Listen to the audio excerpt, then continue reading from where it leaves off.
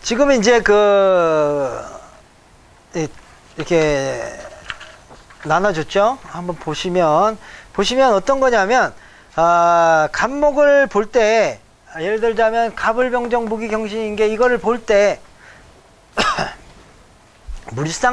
물상적으로 보는 법이 있잖아요. 뭐, 동량지목이다. 그래서 커다란 나무다. 이제 뭐 이렇게 보는 경우도 있거든요. 근데,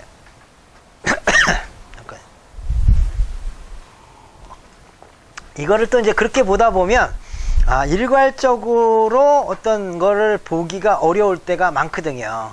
그러니까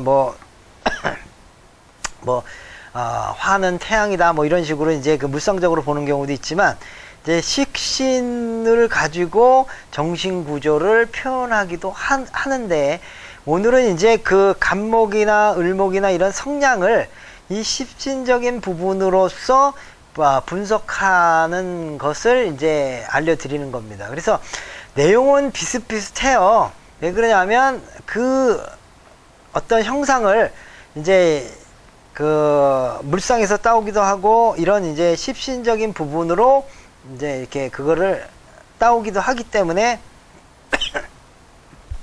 그런 측면에 있어서는 비슷한데, 요걸로 하면 좀 더 뭐가 좋으냐면 이제 이렇게 성격을 분석하는데 좀 더 조직적으로 이해하기가 쉽기 때문에 요걸 통해서 한번 하는 방법을 제가 알려드릴 테니까, 왜냐하면 나중에 이제 육식갑자를 할 때 나중에 이제 갑목, 예를 들어서 갑목이다. 그럼 갑목 구조가 무슨 뜻인지를 알아야 되는 거잖아요. 그러니까 이런 식으로 이제 갑목에 대한 정립을 또 다시 하다 보면 갑목의 모습이, 성격이 더 잘 나오는 거거든요. 그리고 이제 자면은 이게 이제 관계가 어떤 갑자다 이러면 이제 한마디로 얘기해서 그 인성이다. 그럼 인성은 어떻게 작용한다. 이런 식으로 이제 알게 되면 좀 더 쉽게 이 그 성격을 파악하기 때문에, 그런 의미에서 이제 이런 구조로 이제 이렇게 파악하는 방법을 여러분들한테 좀 알려드리는 거니까, 우선 이제 한번 보도록 하죠. 기본적으로 이제 그 식간의 정신 구조인데, 십신으로 본 식간의 정신 구조입니다. 그러니까 같은 식간임에도 불구하고 십신으로 봤을 때 어떻게 볼 것이냐, 이런 거죠. 그래서 보면 여기에 이제 나타나는 것처럼 비견 겁재 이제 종이 드렸듯이 이제 이렇게 쭉 나왔는데, 원래 갑목을 이제 그 표면 구성으로 이제 비견으로 보거든요. 비견이라고 하는 뜻은 뭐냐면, 왜 이런 구조로 보냐면, 우주 만물 중에 우주 만물이 있는데 그 만물을 이제 음양 오행으로 해서 오행적 관점으로 이렇게 이제 표현을 했거든요. 근데 오행의 관점에 보면 기본적으로 목이 있고 화가 있고 토가 있고 금이 있고 그 다음에 수가 있단 말이죠. 이 5가지 관점으로 봤는데, 이 중에 가장 핵심되는 오행은 무엇일까 이렇게 얘기하면 그거를 목으로 보거든요. 목으로 보는 이유는, 왜 목으로 보냐면, 지금 5가지 그 어떤 물상이 있는데 그 중에서 생물이라고 할 수 있는 거는 목밖에 없습니다. 나머지는 화나 토나 금이나 수는 다 뭐냐면 물질적인 부분이지 생명이 아니에요. 살아있다는. 그래서 결국은 뭐냐면 생명을 주체로 보는 거예요. 생명을 주체로 보는 겁니다. 그래서 오행에 있어서 생명의 주체, 가장 기준점이 되는 주체는 뭐라고 보는 거냐면 목이라고 보고, 목 중에서 갑을 그 생명의 주체로 봐서 그거를 우리가 비견이라고 보는 거죠. 그러니까 자기 자신을 우리가 보통 비견이라고 그러잖아요. 자기 자신을. 그래서 식간의 구조에 있어서 갑목을 비견의 성분이다 이렇게 보는 겁니다. 그래서 비견적 주체라는 거죠. 주체, 근본이다라고 보는 거죠. 그래서 이제 그 갑목이 비견이면 당연히 을목은 여러분 아다시피 갑목이 비견이면 을목은 같은 거니까 겁재가 되는, 같은 건데 음양이 다르니까 겁재가 되는 거죠. 겁재가 되는 거고, 그 다음에 목이 생해주는 것을 보통 식신상관이라고 얘기를 했는데, 같은 거는 음양이 같은 것은 식신이고, 그게 이제 식신이 병화가 되는 거죠. 그 다음에 음양이 다른 것은 정화가 돼서 상관이 되는 거다, 이런 얘기입니다. 그래서 근본적으로 근본적으로 이런 그 성향을 갖고 있어요. 근본적으로 이런 성향을 갖고 있습니다. 그래서 이런 성향이 아주 그 교묘하게도 병화의 성향과 그 다음에 무토의 성향, 정화의 성향, 이런 것들이 아주 맞아 떨어진다, 이런 얘기입니다. 그렇기 때문에 그렇게 되는 거죠. 그래서 식신상관이 이제 병화는 식신의 성향, 정화는 상관의 성향을 갖고 있는 거죠. 그러니까 무토는 뭐 어떤 성향입니까? 내가 극하는 거니까 쟤인데, 쟤는 쟤인데 같은 음양이 같으니까 편재가 되는 거죠. 그 다음에 기토는 당연히 음양이 다르니까 정제가 된다. 정제가 되는 거다, 이렇게 보는 거고, 금도 경금은 같은 성향인데 내가 극을 당하는 거니까 이거는 관으로 봤을 때 관은 어떤 관이냐? 편관이 되는 거죠. 그 다음에 신은 뭐가 되느냐면 같은 관인데 음양이 다르니까 정관이 된다, 이렇게 이제 보는 겁니다. 그리고 이제 수라고 하는 것 자체는 임수는 인정이 되는 거죠. 그러니까 같으면 편인이 되는 거죠. 편인. 그 다음에 계수는 다르니까 정인이 되는 것이다. 뭐 외울 것도 없어요. 사실 여러분들이 아는 건데 결국 왜 간목을 비견으로 보는지만 이해하면 되는 거예요. 즉, 왜 간목을 비견으로 보느냐?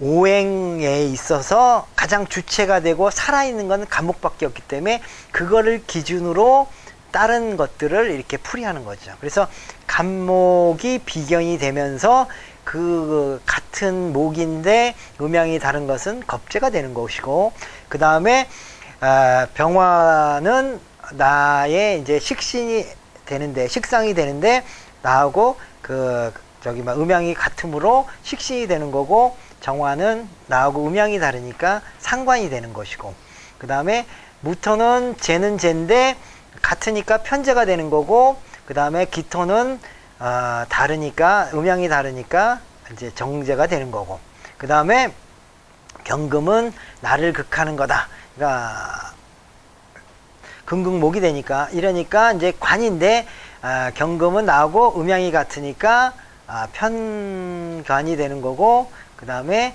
신금은 음양이 다르니까 정관이 되는 거고, 이런 구조니까 딱 이것만 하나 알으니까 다 이해가 되시죠? 그러니까 외울 것도 없어요. 사실은 여러분들이 기존적으로 알고 있는 것을 왜 간목이 비견인가만 이해를 하신다고 하면, 요거는 이제 이때부터 이거를 아는 순간부터 이제 간목이 어떤 성향을 갖고 있구나 라고 하는 거죠. 그러니까 간목은 일반 주체적이에요.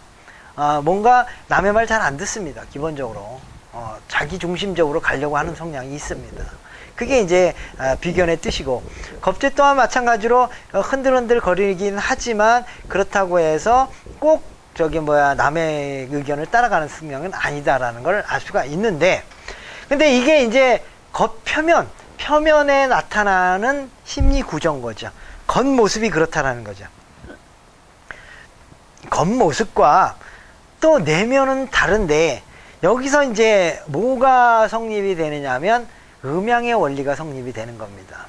여러분들이 이제 음양을 나중에 물론 다 배우셨으니까 아시겠지만, 음양은 어떻게 되냐면요, 인체 구조가 겉과 속이 다르잖아요. 겉과 속이 다른데 즉 무슨 얘기냐 하면 겉이 양이면 속은 음이 되는 거예요. 이게 이제 음양 법칙입니다. 거꾸로 얘기를 하면 겉이 음이잖아요. 그러면 속은 어떻게 되느냐 하면 양이 되는 겁니다. 이게 이렇게 얘기하면 여러분들이 어렵게 느낄지 모르지만, 마치 머리가 있잖아요. 그 머리가 딱딱하지 않습니까? 그게 양이잖아요. 근데 뇌는, 그 안에 들어있는 뇌는 그렇게 가장 부드러운 게 뇌거든요. 그렇기 때문에 가장 딱딱한 그 두개골 속에 가장 부드러운 뇌가 들어가 있는 거예요. 근데 반대로 또 얘기를 하면 어떻게 되냐면 배가 있습니다. 배는 음이고 부드러운 거예요. 그렇기 때문에 가장 부드럽기 때문에 이게 음이다라고 얘기를 할 수가 있잖아요. 하지만 이 배 속에는 뭐가 들어가면 척추가 들어가 있단 말이죠.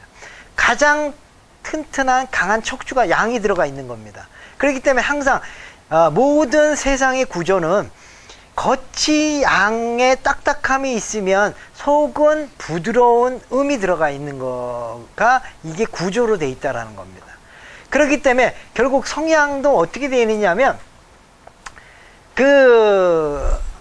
내가 아주 강한 것을 이렇게 이제 강한 것이 이렇게 들어가 있으면 거기에 부드러운 토가 흙이라고 하는 것 자체가 이렇게 이제 들어가 있는 상황이다 이런 얘기죠. 그렇기 때문에 요 강력한 것과 그 다음에 부드러운 것 사이에 대한 부분만 일단 이렇게 정해지면 나머지도 마찬가지로 같이 이제 정해지는 거다 이렇게 보시면 되는 거죠. 그래서 이제 항상 이 강함과 약함에 대한 이 구조를 이렇게 보면 성향 속에서는 간목은 비견이 있다면 약함 속에는 편재라고 하는 그런 성향을 갖고 있다 이렇게 이제 보는 거고요. 그 다음에 겁재라고 하는 것은 당연히 이제 편재 그거는 정재가 되는 거고, 식신과 관은 서로 극이 되는 거잖아요. 그랬을 때 이 극이 되는 관과 식신은 극이 되잖아요. 그 극이 되는 게 있는 거기 때문에 식신이 있을 때는 당연히 관이 이제 그 내부에 들어가 있는 거다 이런 얘기죠. 그리고 마찬가지로 상관이나 정관이 있을 때는 상관이 있을 때는 당연히 정관이 또 이제 반대되는 걸로 가 있는 거고요. 그 다음에 이제 재와 인은 재극인이라고 하는 건 극관계잖아요. 항상 인과 재는 서로 또 극관계가 있는 거기 때문에 또 당연히 재가 있으면 반대로 인에 대한 부분이 내부에 들어가 있는 거고, 또 정제의 안에는 또 정인이라고 하는 것이 이렇게 또 내면으로는 들어가 있는 거다 이렇게 보는 거고요. 마찬가지로 이제 관에 있어서 경공과 관이 극하는 것은 무엇이냐면 비견을 극한다 이런 얘기라서, 또 그래서 내부에는 그 극하는 기운을 갖고 있는데 그게 바로 뭐다? 비견이다 이렇게 보시면 되는 거죠. 그러니까 정관도 마찬가지로 그것을 정관이 극하는 건 겁재이기 때문에 당연히 이제 겁재가 내면에 들어가 있는 겁니다. 그러니까 이건 음양인 거죠. 음과 양에 대한 부분이 다르게 작용한다라고 하는 게 이제 이거 십신 관계에 있어서 또 하나 알아두는 거죠. 그러니까 처음에는 뭐만 알으시면 옛날에는 이런 얘기가 많았거든요.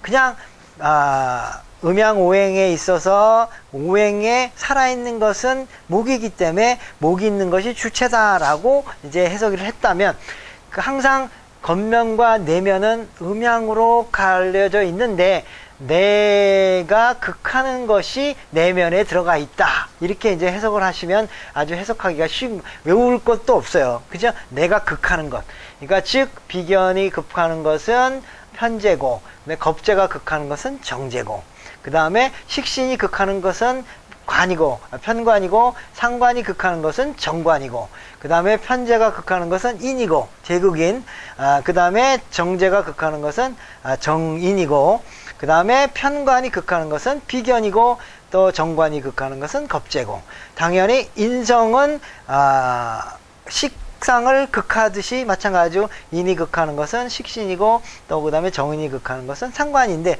이 원리는 어떤 원리냐? 그거는 바로 이제 음양의 원리라는 거죠.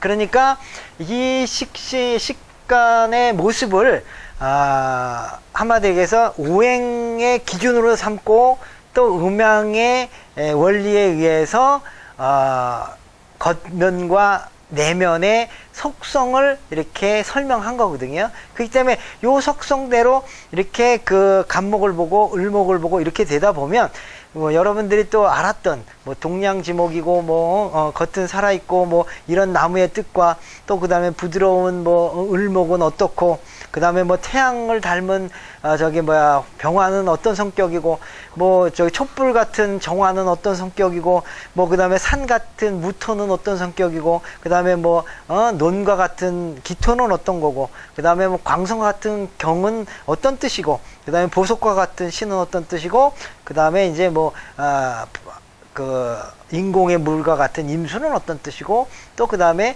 하늘에서 내리는 우로와 같은 개수는 어떤 뜻이고 이런 뜻들이 이러한 뜻들이 다 이런 성향으로 해서 좀 더 이해 쉽게끔 또 해석이 된다라는 얘기입니다. 그렇기 때문에 요것을 잘 알고 여러분들이 평소에 십신을 공부를 좀 깊이 하셨다면 그냥 저걸 보는 순간 간목의 겉모습은 어떨 것이고 속모습은 어떻게 되겠구나 라고 이렇게 이제 알 수 있는 거예요. 근데 여러분들이 평소에 이런 것들을 잘 안 해보셨기 때문에 그래서 이제 안 해보셨기 때문에 나도 모르게 이제 이런 관점으로 간목, 을목을 보지 않았기 때문에 또 이제 해석하는데 이게 다양한 해석을 하지 못했다라는 건데 아무튼 요번 기회에 요런 부분을 이제 이렇게 해보면서 이제 또 이제 연습해보면서 과연 어떻게 이제 이걸 하는지 한번 보도록 하겠습니다. 네. 잠깐